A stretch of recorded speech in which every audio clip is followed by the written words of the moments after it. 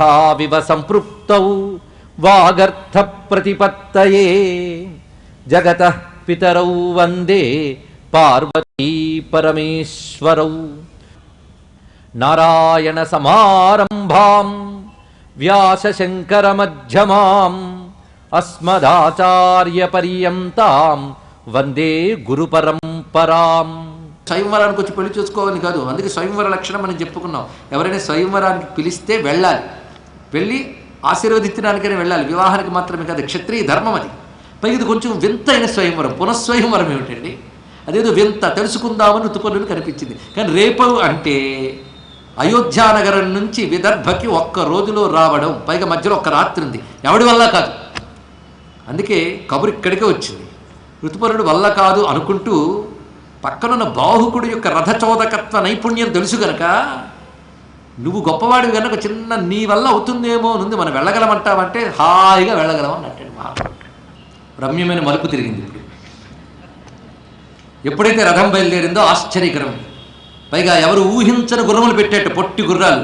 ఇది పెట్టి వెళ్ళగలమా అన్నట్టు ఋతుపర్ణుడు. హాయిగా వెళ్ళగలవయ్యా అని చెప్పాడు. ఇక్కడ వార్ష్ణేయుడు అనబడేటువంటి సారథి ఎక్కడున్నాడు? అతనికి సహాయకుడు మాత్రమే కాదు, ప్రధానుడుగా ఉన్నాడు అక్కడ బాహుకుడు. బాహుకుడు అంటే ఎవరు? నలచక్రవర్తి బాహుకుడు. రథం కదులుతోందండి. ఆశ్చర్యం. రథం కదులుతూ ఉంటే అనిపించింది ఋతుపర్ణుడికి, ఇతడు సామాన్యుడా, మాతలియా, అనూరుడా, లేక నలుడా అనుకున్నాడు. ఆశ్చర్యం. అంటే ఒక్కొక్కరిలో ఒక్కొక్క విద్య. నలుడు రథచోదకత్వ విద్యలో నిపుణుడు అని ఇదివరకు ప్రసిద్ధి లోకంలో. ఇప్పుడు తను స్వయంగా చూస్తున్నాడు కనుక నలుడా అనిపించింది. అనిపించగానే మొత్తానికి ఇతడు సామాన్యుడు కాదు, మహాత్ముడు. కొందరు మహాత్ములు ప్రచ్ఛన్న వేషాలతో తిరుగుతుంటారు. అది బయటపడే వరకు మనం తొందరపడకూడదు అనుకుంటూ ఉన్నాడు.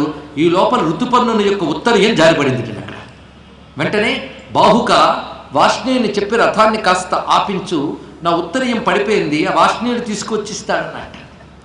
నువ్వు పడింది అని నాకు చెప్పే లోపల కొన్ని యోజనాలు రథం కదిలిపోయిందయ్యా అన్నాడు. ఇక్కడ ఇది వెళ్ళి తీసుకురావడం మహా కష్టం. అంటే అప్పుడు అన్నాడు, ఒక్కొక్క విద్యలో ఒక్కొక్కరు నిపుణులు ఉంటూ ఉంటారు అంటూ, నీకు ఈ విద్య చాలా విశేషంగా కనబడుతున్నది. ఎలా వచ్చినదంటే దీని అశ్వహృదయ విద్య అంటారు.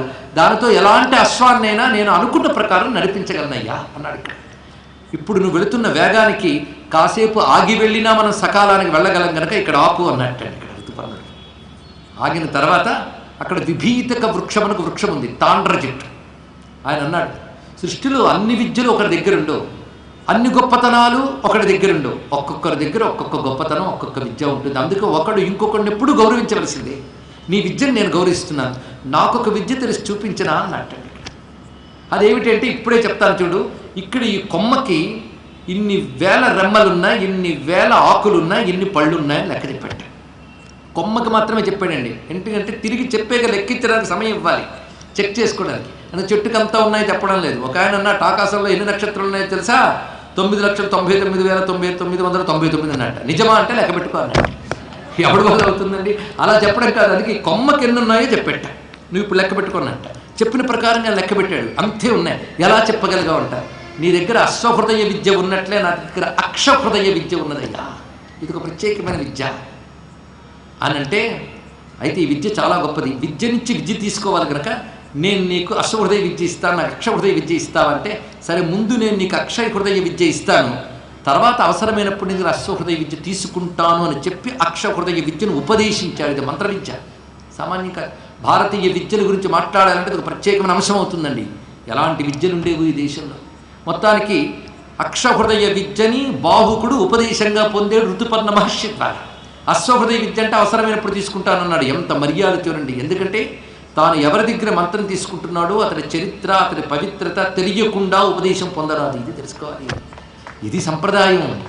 ఆ కారణం చేత అలాగని నువ్వు తక్కువ వాడు అనలేదు. ప్రచ్ఛన్న వేషం ఉన్నాడు, తెలియని ఊరుకున్నాడు. ఇప్పుడు రథం తీయబోతున్నాడండి నలుడు లేదా బాహుకుడు. ఆయన బయట పెట్టడంతో మనందుకు బయట పెట్టడం. రథం కదలగానే నలుల్లోంచి నెత్తురు కక్కుకుంటూ ఒక నల్లని వాడు బయటకు వచ్చాట. అది నలుడికి మాత్రమే కనబడుతుంది. బాహుకుడికి ఎవడరా నువ్వు అన్నాడు. నీలో ప్రవేశించిన కలినయ్యా అన్నాడు. నా వల్లే నీ ఓటమి ఇవన్నీ వచ్చాయంటే నేను శపిస్తానన్నట్టు. నువ్వు శపించక్కర్లేదు, నీలో దూరేక ఒక్క క్షణం నేను సుఖంగా ఉంటే ఒట్టన్నట్టు. నీలో దూరిన దగ్గర నుంచి పంతం కొద్ది కూర్చున్నానే కానీ క్షణం కూడా శాంతిగా లేను. ఇది నా పరిస్థితి. ఎందుకంటే నీలో దూరేక నీ నిరంతర ధర్మము లోపల ఒక జ్వాలగా ఉంటే నేను నిలబడలేకపోయింది తెలుసా. 2, నీ భార్య యొక్క పాతివ్రత్యం, ఆవిడ దుఃఖం నిప్పై నన్ను తగలబెడుతూ ఉంటే తట్టుకోలేక లోపల కూర్చున్నాను. నేను ఆ పంతం మీద కూర్చున్నాను ఇక్కడ. చూసారా, ధర్మం వల్ల కలి ఎలా నిలబడలేడో చూపిస్తున్నాడు ఇక్కడ. చిట్ట చివరికి నీలో ఇవాళ ఈ మంత్ర విద్య ప్రవేశించింది. అందుకు మంత్రము విద్య అంటే ఒకానొక అక్షరాల గుంపు అనుకోవద్దు. మంత్రము ద్వారా శక్తి లోపలికి పెడుతుంది.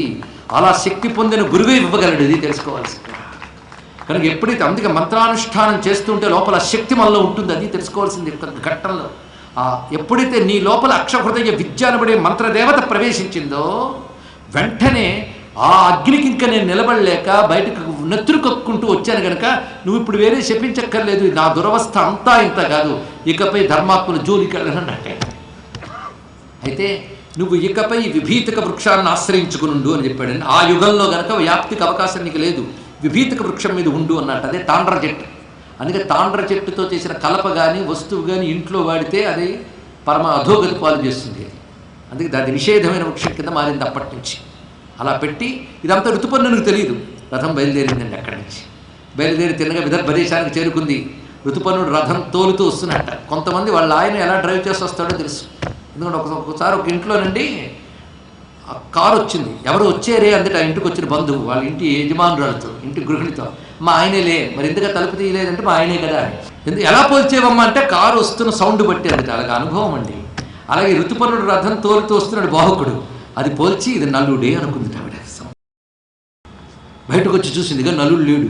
నలుడి దేహం ఎంత అందమైన రూపం, ఎంత దివ్యమంగళ విగ్రహం, కొరచేతులు పడి కాడు అవునేమో 2 సందేహాలు తేల్చాలి. మొత్తానికి వాళ్ళ వసతి వాళ్ళకి ఏర్పాటు చేశారు. ఎక్కడ స్వయంవరం జాడలేవు.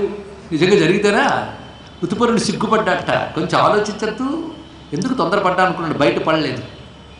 భీమ మహారాజు చక్కని ఆతిథ్యం ఏర్పాటు చేశాడు. ఆ రాత్రి విశ్రాంతి తీసుకుంటున్నారు. ఇతడు వచ్చిన వాడు ఎవడో తెలుసుకోవడానికి రకరకాల యుక్తులు పన్నుతూ ఉన్నది ఇక్కడ ఆ తల్లి. ముందుగా ఏం చేసిందంటే అతన్ని పరిశీలించిరా అని పంపించింది. తన దగ్గర ఉన్నటువంటి ఒక చెలికత్తెని. ఆ చెలికత్తి పరిశీలించి వస్తున్నది. అతని మాటలు అతని తీరు తెలుసుకొచ్చి చెప్పింది. తర్వాత ఒక పని చేయన మన పిల్లలిద్దరిని తీసుకువెళ్ళింది. ఇంద్రసేనుడు ఇంద్రసేన. ఇంద్రసేన కదా గుర్తుందిగా. ఇంద్రసేనుడు ఇంద్రసేన 2 పిల్లల్ని తీసుకువెళ్ళిందిట. వెళ్ళగా నిలబడలేక దగ్గరికి తీసుకుని గట్టిగా పట్టేసుకున్నట్ట. పిల్లల్ని చూడగానే కలిగిన ప్రేమ. ఆ నలుడు నాళ్ళ తర్వాత తన పిల్లల్ని చూడగానే ఒళ్ళోకి దగ్గరగా తీసుకుని ప్రేమగా నిమిరాడు. ఏమిటి అంత ప్రేమ చూపిస్తున్నావు అందరు చెరికెత్త. ఏం లేదు, మా పిల్లలు గుర్తొచ్చారు అంతే. అంతేగాని మాటిమాటికి ఎందుకు ఇలా వస్తున్నావు అని ఇదంతా గమనించి వెళ్ళి చెప్పింది. అమ్మ మొట్టమొదటి గమనించాను, అతను ఎందుకు వచ్చానో చెప్పాడు, ఈ విధంగా వచ్చానని. ఇప్పుడు మరొక విధమైన గమనింపు.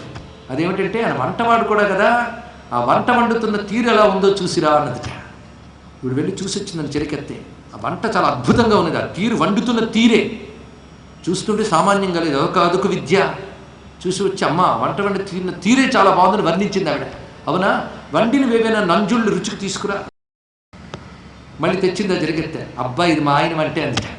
ఇదివరకు నల్లు వండి పెట్టాడనమాట అని అనుకున్న తప్పేం లేదు మనకి. మొత్తానికి రుచి పొట్టి పోల్చుకుంది. ఇది ఆయన వంటే ఖచ్చితం. ఎన్ని రకాలుగానో పరిశీలించింది. పైగా పిల్లల్ని దగ్గరికి తీసుకోవడం దగ్గర నుంచి ఇవన్నీ కూడా గమనించి అప్పుడు తండ్రితో చెప్పింది. ఆయన నలుడని అనుమానం, ఒక్కసారి ఆయన పిలిపించు అన్నదిట. తీసుకొచ్చారు. ఆయన వైపు అలా నిలబడ్డాడు. ఎటో చూస్తున్నట్టుగా ఒక మాట అన్నది. ధర్మపత్ని నమ్ముకుని ఉండి నువ్వే సర్వస్వమును ఉన్న ఆమెని అరణ్యంలో అలా విడిచిపెట్టి వెళ్ళడం తగునా అని అంటే వెంటనే నాలో ఉన్నటువంటి కలిచేత, అప్పుడున్నటువంటి దుర్దశ చేత, నేను విడిచిపెడితే నువ్వు క్షేమంగా ఉంటావేమో అనేటువంటి భ్రాంతి చేత విడిచిపెట్టడం జరిగింది. కానీ నాలో దోషం లేదని అన్నట్టండి. వెంటనే అనగాని నలుడు అని వెంటనే పోల్చుకున్నదాన్ని. పోల్చుకున్న తర్వాత ఆ నలుడు చెప్పాడు, అది సరే కానీ పునఃస్వయంవరం ఏమిటన్నాడు. అంటే ఒక్క రోజులో రథాన్ని తీసుకురాగలిగిన వాడు ఈ భూమి మీద నువ్వు తప్ప మరొకడు లేడని తెలుసు కనుక అక్కడికే కబురు పంపాను. ఒక్క రోజులో ఋతుపర్ణుడు వచ్చారంటే వాడు నువ్వే అని తెలుసుకోవచ్చు. ఎవరి వల్ల రాలేదు.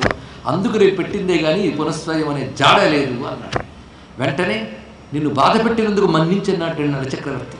స్మరించగానే కర్కోటకుడు వస్త్రం పంపాడు. తన పూర్వ రూపం వచ్చింది. బంగారు రంగుతో మెరిసిపోతూ ఆజానుభావుడి దివ్య మంగళ విగ్రహంతో సమస్త రాజలక్షణాలతో శోభిలుతున్న నలుడు, ఆ ప్రక్కన దమయంతి. వాళ్ళు ఉభయులను చూసి మీ పుణ్య దంపతుల్ని చూడడం వల్ల నేను ధన్యున్నయ్యా అన్నాడు ఋతుపర్ణుడు అని. ఇప్పుడు నువ్వు ఇస్తే నేను ఈ అశ్వహృదయ విద్యని స్వీకరిస్తానయ్యా అని నలచక్రవర్తి ద్వారా అశ్వహృదయ విద్యని స్వీకరించి వెళ్ళాడు ఋతుపర్ణుడు. ఇప్పుడు ఈ కథలో కర్కోటకుడు ఎంత కనికరించాడండి. పైగా లోపల కలి నిలవలేకపోవడానికి అనేక కారణాల్లో ఒకటి, కర్కోటకుడు లోపలికి పంపించిన విషం నలుణ్ణి ఏమీ బాధించలేదు, లోపల ఉన్న కలిని మండించింది అండి. అది కూడా గొప్ప విశేషం. అందుకే ముందు తలుచుకోవాల్సింది వీణ్ణి. కర్కోటకస్య నాగస్య దమయంత్యాహ నలస్య చ ఋతుపర్ణస్య రాజర్షేః కీర్తనం కలినాశనం. చిత్రం ఏంటంటే, ఇది మరొక శాస్త్రంలో మనకి ఏం కనబడుతుందంటే, భయంకరమైన శనిదోషాలు ఉన్నప్పుడు జరిగినట్లుగా కూడా చెప్పబడుతుంది. అందుకే ఈ చరిత్రను స్మరించిన వారికి శనిదోషాలు కూడా ఉండవు అని చెప్పారండి. అంత విశిష్టమైనటువంటి చరిత్ర ఇది, కలిదోషనాశనమైన చరిత్ర ఇది. పైగా ఒక్క రహస్యం ఇక్కడుంది. దీన్ని బట్టి పురాణ కథలను ఎన్ని రకాలుగా చూడాలో తెలుస్తుంది. ఊరికినే కాదు, ఒక్కొక్క కథలో కొన్ని యజ్ఞ సంకేతాలు దాగుతుంటాయి. ఇప్పటికీ కొన్ని చోట్ల యజ్ఞాలు చేసేటప్పుడు ఒక్కొక్క ప్రయోజనం కోసం ఒక్కొక్క మంత్రాన్ని చెప్తారు. ముఖ్యంగా చండీ యాగం చేసినప్పుడు లోకంలో పరస్పర వైషమ్యాలు ఎక్కువైపోతూ ధర్మం నిలబడనప్పుడు ఒకానొక మంత్రాన్ని అనుసంధానం చేయమని చెప్తారండి. అది సంపుటితం చేసి యాగం చేయమని చెప్తారు. ఆ మంత్రము దమయంతి నలాభ్యాంచ ప్రణమాను పునఃపునః. ఇదొకటి. ఐకమత్యం భవేదేశాం బ్రాహ్మణానాం పృథగ్ధియాం నిర్వైరతా చ జాయేత సంవాదాగ్ని ప్రసీదమే. ఇది మంత్రం. సంవాదాగ్ని అని ఒక అగ్ని విద్య ఉంది మనకి. అది పూర్వంలో యజ్ఞముగా ఉపాసించేవాళ్ళు, లేదు ప్రత్యేక మంత్ర విద్యో కానీ వేదమునందు సంవాదాగ్ని ఉపాసనా విద్య ఉంది. ఈ సంవాదాగ్ని ద్వారా పరస్పర వైషమ్యాలు తొలగిపోయి ఒకరికొకరు ప్రేమ నిలబడి కలిదోషాలు పోతాయిట. కలిలో మేధావులందరికీ ఒకరికొకరికి పడకపోవడం వల్ల ధర్మం దెబ్బతింటుంది అని చెప్పారు. అందుకే ఐకమత్యం భవద్వేషం బ్రాహ్మణానాం పృథగ్ధియాం, పుర్రుకో బుద్ధి అన్నట్లుగా వేరువేరు బుద్ధులతో కలహించుకుంటున్నటువంటి మేధావులందరూ కలిసి ఉందురుగాక అని ఈ మంత్రాన్ని వాడతారండి. ఇక్కడ ఆ సంవాదాగ్ని విద్యలో స్మరించేది ఎవరినో తెలుసా? దమయంతి నలాభ్యాంచ ప్రణమాను పునఃపునః. ఇది తెలుసుకోవాల్సింది ఇక్కడ. ఆ సంవాదాగ్ని మంత్ర రహస్య విద్య ఈ చరిత్రలో దాగి ఉంది. అందుకే నల చరిత్ర జాగ్రత్తగా వింటే ఆ సంవాదాగ్ని మంత్రశక్తి విన్న వాళ్ళందరికీ లభించి క్షేమం ఏర్పడుతుంది. ముఖ్యంగా భారతదేశంలో అటువంటి సౌమనస్య వాతావరణం ఏర్పడి భారతీయులందరూ ధర్మబద్ధంగా ఎదుగ్గాక, పాలకులకి ధర్మబుద్ధి లభించుగాక, సనాతన ధర్మంతో భారతదేశం వర్ధిల్లుగాక అని సంవాదాగ్ని విద్య యొక్క రూపమే నలచరిత్రకు నమస్కరించాలి. ఇలాగా ఒక్కొక్క ఉపాఖ్యానంలో మంత్రశక్తులు యజ్ఞశక్తులు కూడా దాగి ఉంటాయి. అది భారతం యొక్క రహస్యం అండి. కానీ కురుపాండవులు కొట్టుకున్న కథ కాదు ఇది. మొదటి నుంచి పునాది వేసుకుంటూ వస్తున్నాం. ఎక్కడ యజ్ఞ సంకేతాలు, ఎక్కడ మంత్ర సంకేతాలు, ఎక్కడ యోగ సంకేతాలు ఉన్నాయి పరిశీలించాలి. మరొక విశేషం ఏంటంటే, ఎప్పుడైనా ఉపాఖ్యానానికి ప్రధాన ఆఖ్యానానికి ఒక అనుబంధం ఉంటుంది. అనుబంధం ముందే చెప్పుకున్నాం. మన కష్టాలు, మన బ్రతుకులు మనతోనే మొదలైవలేదు. సృష్టి ఎప్పటి నుంచి వస్తుందో, ఎందరు ఎన్ని అనుభవించారో తెలుసుకో. అది ఒక్కటి తెలిస్తే ఒక ధైర్యం ఉంటుందండి. అంతేకాదు, లోకంలో మనం పేద కష్టపడుతుంటే ఇలాంటి కష్టమే మరొకటికి వచ్చిందండి అని చెప్తే ఒక రిలీఫ్, అదొకటి. కష్టం పోదు, ఇలాంటిది ఒకటికి వచ్చింది రిలీఫ్, అదొక సైకలాజికల్ పాయింట్. పైగా పొందిన వాళ్ళు మహాత్ములు, వాళ్ళే తట్టుకున్నారు, నువ్వు ఊరుకో. ఇక్కడ తప్పకుండా వాళ్ళు ఎలా వెలికి వచ్చారో ధర్మాన్ని పట్టుకుని నువ్వు అలా పైకి వస్తావు. ఎంత ధైర్యం ఉంది. ఇదొకటి. ఒక్కసారి పరిశీలించండి. ధర్మరాజు కథ అంతా మనం ఆఖ్యానం అనుకుంటున్నాం కదా, బింబం అనుకుందాం, దీన్ని ప్రతిబింబం అనుకుందాం. రెండింటికి పోలిక. ఇలాంటివి పరిశీలించాలి. ఇక్కడ నరుడు అర్జునుడు, అతడే కదా ఇంద్రస్వరూపం. ఆయన 5 అయ్యాడు కానీ ఒకడే. రలయో రభేద, రాకీలాకి భేదం లేదు. ఎందుకంటే నరుడు ఇక్కడ నలుడు, అంతే తేడా. అక్కడ ఇక్కడ ఒక్కడు, అక్కడ 5, అంతే. అదే శక్తి, అదే దమయంతి. ఆమె సైరంధ్రి వృత్తి, వనవాసం, ద్యూతం అంతా యథాతథంగా కనబడుతుంది ఇక్కడ. ఇది చూసి అది రాశారా, అది చూసి ఇది రాశారా అని మళ్ళీ రీసెర్చ్ స్కాలర్స్ బయలుదేరకండి దయచేసి. ఒకేలాంటి కథలు జీవితంలో జరుగుతూ ఉంటాయి, ఇంద్ర ప్రపంచంలో జరుగుతూ ఉంటాయి. ఇది తెలుసుకోవాల్సిన. చరిత్ర వెనక్కి వెళితే ఇలాంటి కథ ఒకటి జరిగిందయ్యా అనే విశేషాన్ని ఇక్కడ ప్రస్తావన చేస్తూ, నీకు నేను ఇవాళ అక్షహృదయ విద్య ఉపదేశిస్తున్నానని ధర్మరాజుకు బృహదస్సుడు అక్షహృదయ విద్యను ఉపదేశించాడు. ఈ 2 విద్యల పేర్లు తలుచుకుంటే చాలు మన ధన్యులమవుతాం. ఇన్ని మంత్ర సంకేతాలతోనూ ధర్మబోధతోనూ ఒక అద్భుతమైన ఇతివృత్తాన్నిచ్చి, అందులో దమయంతి యొక్క ధర్మ ప్రవర్తన, ధర్మనిష్ట ఔచిత్యం చూపించి ఒక అద్భుతమైన ఆదర్శ పాత్రలు 2 మనకు చక్కగా అందించాడు ఇక్కడ బృహదస్సుడు. ఈ కథ విని ధర్మరాజు మనస్సు శాంతించింది. ధర్మబోధలు వింటే మనస్సుకి శాంతి, ధర్మగాథలు వింటే చిత్తానికి స్థైర్యము, ఒక దిక్సూచి లభిస్తుంది. అలాంటి భవ్య చరిత్రని విని ధన్యుడయ్యాడు యుధిష్ఠిరుడు. ఆయనతో పాటు ఉన్న మిగిలిన 3 పాండవుల్లో 3, అక్కడున్న ద్రౌపదీదేవి, ఇతర ఋషులందరూ విన్నారు, సంతోషించారు. అటుపై అక్కడ అర్జునుడు స్వర్గలోకంలో ఇంద్రునికి సహాయకుడుగా ఉంటూ చేసిన కొన్ని ఘనకార్యాలు ఉన్నాయి. ఈ లోపల లోమసుని పంపించాడు ఇంద్రుడు. ఆ లోమస మహర్షి పాండవులను ద్రౌపదిని ధౌమ్యునితో సహా తీర్థయాత్రలకు తీసుకువెళ్ళారు. ఈ తీర్థయాత్రలు జరుగుతూ ఉండగా క్రమంగా ఆసేతు సీతాచలము వారి తీర్థయాత్రలు చేసినట్లు మనకు కనబడుతున్నది. హిమవత్పర్వత శ్రేణిలో చేసిన తీర్థయాత్రలు విశేషంగా వర్ణించారు ఇక్కడ. అందున గంధమాదన పర్వతం యొక్క వైభవాన్ని చెప్తున్నారు ఇక్కడ. ఈ గంధమాదన పర్వతం బదరికాశ్రమానికి సమీపంలో ఉంది అని వర్ణనలు బట్టి మనకు తెలుస్తున్నది. కొన్ని పేర్లు మనం వినడమే కానీ సామాన్యులు ప్రవేశించలేట. ఆనాటి కాలంలోనే పాండవులు కూడా ప్రవేశించలేని సిద్ధభూములు ఉన్నాయి అని చెప్పారంటే ఇంకా ఈనాటి కాలంలో నమో నమః అంతే. మనం చూడలేని అనేకమైన సిద్ధభూములు హిమవత్పర్వత ప్రాంతాల్లో ఉంటూ ఉంటాయి. మొత్తానికి పాండవులు గంధమాదనం వైపు వెళుతూ ఉండగా అక్కడ ఉన్నటువంటి గాలులు పెనుగాలులు ఆ ధాటికి వాళ్లే ప్రయాణించలేకపోయారు.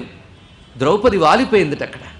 ఇంకా నేను నడవలేను అనే పరిస్థితిలో ఆమె ఎప్పుడైతే చతికిలు పడి నేల వాలుతూ ఉన్నదో ఆ సమయంలో ధౌమ్యుడు మంత్రపూతమైన జలములు జల్లి రక్షోహరణ మంత్రమును పఠించాడు అని చెప్పారు ఇక్కడ.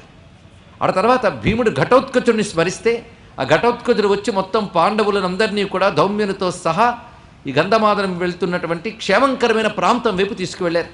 ఒక్క లోమస మహర్షి మాత్రము సిద్ధమార్గం ద్వారా ఎవరి అవసరం లేకుండా ఆయన ఆ దివ్య స్థలానికి చేరుకున్నారు అని వర్ణించారు. దీన్ని బట్టి ఆ హిమాలయ పర్వత శ్రేణుల్లో ఉన్న సిద్ధభూముల్లో సిద్ధ మార్గములను కొన్ని ఉంటాయి. అక్కడ వాళ్ళు ఏమాత్రం శ్రమ లేకుండా మహాత్ములు యోగులు సంచరిస్తారని అర్థమవుతున్నది. ఆ విధంగా చేరుకున్నటువంటి వారు ఆ గంధమాదన పర్వత సమీప ప్రాంతముల యందు ఉన్నటువంటి ఋషుల ఆశ్రమాలు దేవతాయతనములు దర్శిస్తూ ఉన్న సమయంలో ఒకనాడు ఏకాంతంలో ద్రౌపది విహరిస్తూ ఉండగా ఆమె వద్దకు కుసుమం ఎగురు వచ్చి పడిందిట. ఇది సామాన్యం కాదు, భూమి యందు ఎక్కడా దొరకని కుసుమం. ఇది ఎక్కడ లభించిందో దాన్ని తెలుసుకోవాలి, అది నేను తెలుసుకుంటానని ద్రౌపది ముచ్చట తీర్చడానికే భీమసేనుడు బయలుదేరాడు గంధమాదన పర్వతం వైపు. ఆ వెళుతున్న త్రోవలోనే అక్కడ కుబేరుని యొక్క లీలా సరస్సు ఉన్నది. ఆ సరస్సులో వికసించినటువంటి సౌగంధిక కుసుమాలవి, వాటిని తీసుకొనడానికే బయలుదేరాడు భీమసేనుడు. ఆ వెళుతున్న త్రోవలో ఒక రమ్యమైన సరోవరం దర్శనమిచ్చింది. ఆ సరోవరం ఎంత అద్భుతంగా ఉందో ఇక్కడ వర్ణన చేస్తుంటారు. వర్ణన చదువుతూ ఉంటేనే మనం చూడలేని సిద్ధభూముల్లో తిరుగుతున్న అనుభూతి కలిగిస్తాడండి వ్యాసదేవుడు. ఆ భవ్యమైనటువంటి ఆ ప్రాంతం అంతా కూడాను చల్లని గాలులు వీస్తూ ఉన్నాయి. బంగారు అరటి చెట్లు ఉన్నాయట అక్కడ. అలాంటివి ఉంటాయా అంటే ముందే చెప్పుకున్న అక్కడ ఉంటాయి సిద్ధభూములు. అలాంటి రమ్యమైనటువంటి బంగారు అరటి చెట్లు గాలి కదులుతూ ఉంటే ఆ గాలి వింజామరులు వీచినట్టు వీచుతూ ఉన్నది. అలాంటి సరోవరంలో ఆ అరటి తోపులో ఉన్నటువంటి భీమసేనుడు ఆ సరోవరంలో కొంతసేపు జలకాలాడి బయటకు వచ్చి అరటి తోపులోకి ప్రవేశించాడట.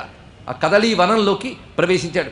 ఆ ప్రవేశించినప్పుడు ఆయనకు ఉత్సాహం ఎక్కువయ్యి ఒక సింహగర్జన చేశాడు. ఆ గర్జన ఆయనకు ఆనందం కలిగించింది. తర్వాత తన శంఖాన్ని తీసి గట్టిగా ఊదేట. ఆ శంఖధ్వనితో భీమసేని గర్జనతో పర్వత గుహలన్నీ ప్రతిధ్వనించాయి ఇక్కడ. అప్పుడు ఆ గర్జన విన్నటువంటి ఒకానొక మహావానరం అక్కడ ఉన్నటువంటిది తెలుసుకుని ఆ గర్జనకి ప్రతిగా తన వాలాన్ని ఎత్తి భూమి మీద కొట్టింది ఆ వానరం. ఇంద్రధ్వజం లాంటి ఆ తోక తగలగానే వజ్రాయుధ తాకినట్లుగా భూమి ఒక్కసారి అదిరిందన్నారు ఇక్కడ. అలాంటి వాలఘాతం అక్కడ ఉన్నటువంటి ప్రాంతంపై ఆ వానరం ఇచ్చినది. పైగా ఆ వస్తున్న భీమసేనుని అనుగ్రహించదలుచుకుని ఎటువంటి శాపము తిరస్కారము భీమసేనుడు కలగకూడదని అతడు వెళుతున్న దారికి అడ్డంగా కూర్చుందిట. ఇక్కడ ప్రయోజనాన్ని గొప్పగా చూపించాడు. శాపము తిరస్కారము, ఎందుకంటే సిద్ధులు మసలే చోట్ల జాగ్రత్తగా ఉండాలి. ఏమాత్రం పొరపాటు జరిగినా వారి తిరస్కారానికి శాపానికి గురి అయితే పతనమవుతారు. అందుకు సిద్ధులు మసలే చోటుకు వస్తున్న అతన్ని కాపాడడం కోసం ఆ విధంగా అక్కడ ధ్వని చేశాడు అతను. ఆ తోక యొక్క ధ్వనికి తోకను కొట్టడమే కాకుండా ఒక గర్జన కూడా చేసేట ఆ మహావానరం. ఈ రెండూ కలిసి అక్కడున్న గుహలన్నీ ప్రతిధ్వనులు చేశాయి. అది విన్న భీమునికి ఒళ్ళు పులకించింది అంత ఆనందంతో. ఆ పులకించి ఎవరు ఈ ధ్వని చేశారా అని అటు వచ్చేటప్పటికల్లా మెరుపు తీగల కాంతితో మెరిసిపోతున్నటువంటి ఒక వానరం దర్శనమిచ్చింది. అని ముఖం ఎలా ఉన్నది అంటే ప్రకాశిస్తున్న కిరణాలతో ఉన్న చంద్రుల్లా ఉన్నదిట. బహుశా ఈ దర్శనమే శంకర భగవత్పాదుల వారు పొంది భజే చంద్రికా కుంద మందార హాసం అని వర్ణించి ఉంటారు. వెన్నెల్లాంటి నవ్వులతో కూడినటువంటి కాంతులతో కూడిన ప్రసన్న వదనంతో ఉన్నాడు ఆయన. పైగా దంతాల పలువరుసు కూడా మెరిసిపోతూ గోచరిస్తూ ఉన్నది అక్కడ. ఆ విధంగా ఉన్నటువంటి తేజోమయమైన మూర్తి సరిగ్గా దారికి అడ్డంగా కూర్చొని ఆ తోకను అక్కడ పెట్టి నిద్రిస్తున్న భంగిమలో ఉన్నట్ట. ఇతను వచ్చి చూసి, నువ్వెవరు ఇక్కడ ఇలా అడ్డంగా ఉన్నావు, పక్కకి లేని ఆ మార్గం ఇది అవరోధించకు అన్నాడు ఇక్కడ అని చూస్తున్నాడు. పైగా ఒక మాట చెప్తారు ఇక్కడ భీమసేనుడు, నిర్గుణమైన పరమాత్మ ప్రాణులందరిలో ఉంటాడు కనుక ఏ ప్రాణిని దాటరాదు. చూడండి ఎన్ని సంప్రదాయాలు దీన్ని బట్టి మనకు తెలుస్తున్నాయి. ఇవి సంప్రదాయాలు. ఈ రోజుల్లో ఈ చిన్న చిన్నవి కూడా తెలియని పరిస్థితుల్లో మనం ఉన్నాం. ఎందుకంటే చెప్పాల్సిన పెద్దలకి తెలియట్లేదు, చెప్పాలని కూడా వాళ్ళకి అనిపించట్లేదు. ఇవి చాలా చిన్న చిన్న విషయాలే. దాటరాదు అన్నారు. కేవలం ఆ లోపల ఉన్న జీవ చైతన్యం వెళ్ళిపోయేకే కొన్ని పరిస్థితుల్లో దాటతారు. జీవచైతన్యం ఉన్నప్పుడు మాత్రం దాటకూడదు. వాళ్ళల్లో అంతా అది ఇక్కడ భీముడు ఆ మాట అంటాడు. నిర్గుణుడైన పరమాత్మ అందరిలో ఉంటాడు కనుక ఆ జ్ఞానం కల నేను అవమానించలేను, నువ్వు పక్కకి తొలగు అని చెప్తే, నేను చాలా వృద్ధున్నయ్యా, నేను తొలగడం ఏంటి, ఆ తోక నువ్వే తీసుకో పక్కకి అన్నట్ట. పైగా ఎలాంటి చోటు అది వర్ణించుతున్నా అంటే కదలి షండ మధ్యస్థ, అరటి తోటల సమూహం మధ్యంలో ఉన్నది అది. పైగా అరటి తోటలు ఎలా ఉన్నాయంటే హిరణ్మయీనాం మధ్యస్థం కదలీనాం మహాద్యుతి, బంగారు అరటి తోటలు. ఇవి చూస్తూ ఉంటే మనకి పరాశర సంహిత లాంటి మంత్రశాస్త్ర గ్రంథాలు వర్ణించినటువంటి కదలీవనం గుర్తొస్తుంది ఇక్కడ. దాన్ని బట్టి సంహితా గ్రంథాలకి ఇతిహాసాలకి ఉన్న సమన్వయం కూడా మనకు తెలుస్తున్నది. అప్పుడు ఆ వాలాన్ని తాను తీయడానికే ఎలాగో వృద్ధుడైనటువంటి ఒక వానరం ఇక్కడ ఉంది కనుక తనకి శక్తత లేదు గనక తానే తీద్దామని ప్రయత్నించి ఆ వాలాన్ని తీయడానికి ప్రయత్నించాడు కానీ వల్ల కాలేదు. 10,000 ఏనుగుల బలం కలిగినటువంటి భీమసేనుడు తన 2 హస్తముల్ని ప్రయోగించినప్పటికీ వాలాన్ని కదిలించలేకపోయాడు. అప్పుడు భయచకితుడై అప్పుడు నమస్కరిస్తున్నట్ట. అంతకుముందు పలికిన బీరములన్నీ తగ్గాయి. నేను నిన్ను దాటలేక కాదయ్యా, మర్యాదను అనుసరించి నిన్ను దాటట్లేదు. నేను దాటదలుచుకుంటే హిమోత్పర్వతం మొత్తం దాటేయగలను. ఎలాగో అంటే పూర్వయుగంలో హనుమంతుడు సముద్రాన్ని ఎలా దాటాడో అలాగా అని చెప్పేటండి ఇక్కడ. అవునా, ఎవడా హనుమంతుడిని అడిగేటండి వానరుడు. అప్పుడు హనుమత్ చరిత్రని చాలా ఆనందంగా చెప్పాడు ఆయన. అదంతా వింటున్నాడు ఆయన చాలా సంతోషంగానే. ఇప్పుడు ఈ తోక తీసే ప్రయత్నం చేయంటే ఎంత ప్రయత్నించినప్పటికీ వల్ల కాలేదు. అప్పుడు దుఃఖితుడై హిమోత్పర్వత ప్రాంతంలో సిద్ధులు, దేవతలు, మహర్షులు వీళ్ళందరూ కూడా వివిధములైన ప్రచ్ఛన్న రూపములతో ఉంటూ పరీక్షిస్తుంటారని విన్నాను. అటువంటి మహాత్ముల్లో ఎవరివో నువ్వు అయ్యుంటావు, దయచేసి నీ యొక్క స్వరూపాన్ని నాకు అవగతం చేయవయ్యా అని ఎప్పుడైతే ప్రపన్నుడై నమస్కరించాడో అప్పుడు నవ్వుని దాచిపెట్టుకుంటున్నటువంటి ఆ మహావానరము అని వర్ణిస్తాడు ఇక్కడ. ఆ లోపల నవ్వును దాచిపెట్టుకుంటూ మందహాసం చేసి అత పరమగమ్యోయం పరమగమ్యోయం పర్వత సుదురారుహ వినా సిద్ధగతిం వీరా గతిరత్రణ విద్యతే. ఓ వీరుడా, నీకు తెలియట్లేదు కానీ ఇక్కడ దాకా నువ్వు రాగలిగేవి కానీ ఇక్కడి నుంచి వెళ్ళడం మహా కష్టం సుమా. ఇది పరం అగమ్యం, ఇది అందరూ తేలిగ్గా వెళ్ళలేరు. పైగా సుదురారుహ, దీన్ని ఆరోహించడం ఎక్కడ అత్యంత కష్టసాధ్యమైనది. మరి వెళ్ళని కాడికి అక్కడ దివ్యభూములు ఎందుకున్నాయంటే సిద్ధగతిలో ఉన్నవాళ్ళు మాత్రమే వెళ్ళగలరు తప్ప ఇతరులు వెళ్ళలేరు.